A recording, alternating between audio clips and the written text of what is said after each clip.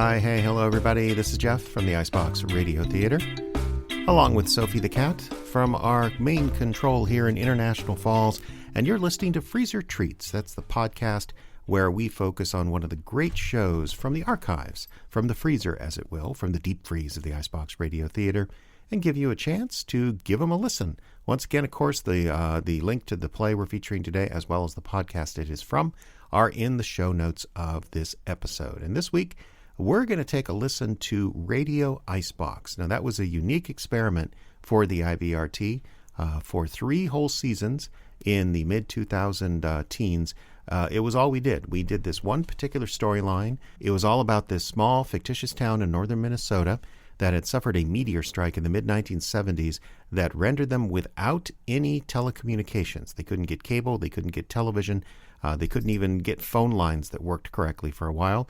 They didn't have anything except for their small, rather quirky community radio station.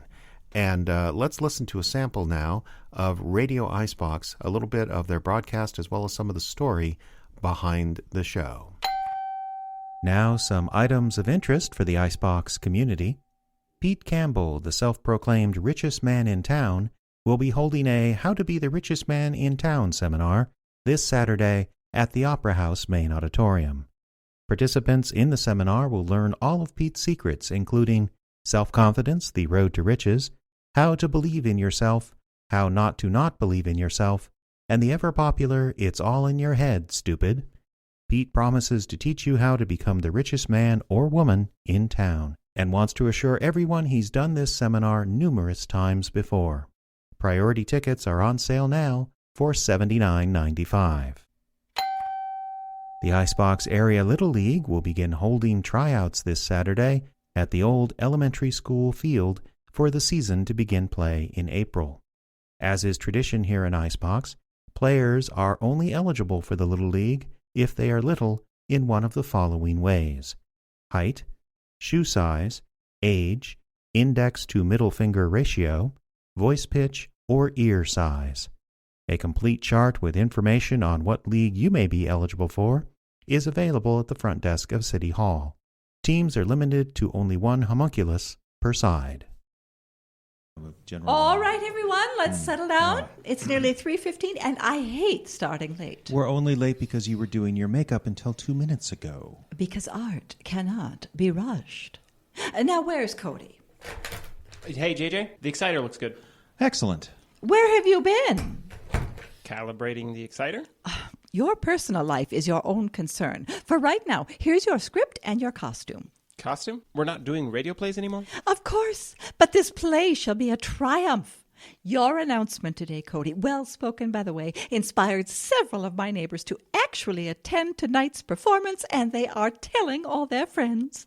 'Cause I was just planning to set us up in Studio B. Nope, we shall be on the stage. I'd better start setting up the chairs then. Oh, there's plenty of time for that.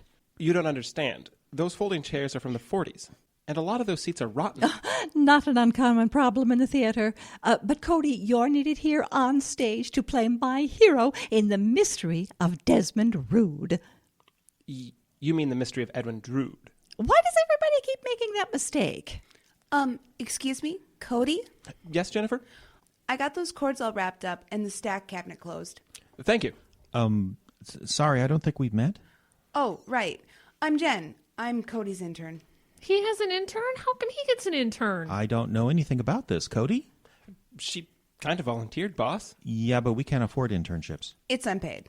Forget whether or not we could afford internships. We didn't offer one. Hey, that's right. Interns don't just show up. This one did. I should explain. My family had a cabin down on Captogama. When the weather was right, we used to be able to get your station. I listened to it all the time when I was a kid. So you thought you'd just show up and offer your interning services? Guys, please. You're being rude. Speaking of rude, can we get back to the play? In a minute.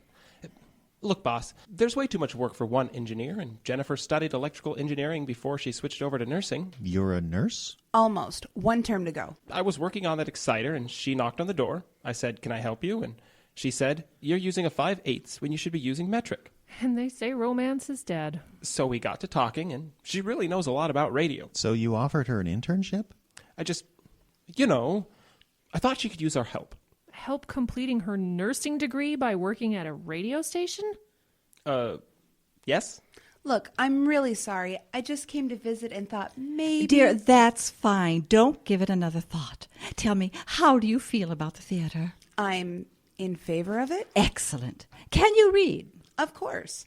Can you read in front of an audience? Oh, God, no. Terrible stage fright. Oh, well, very well.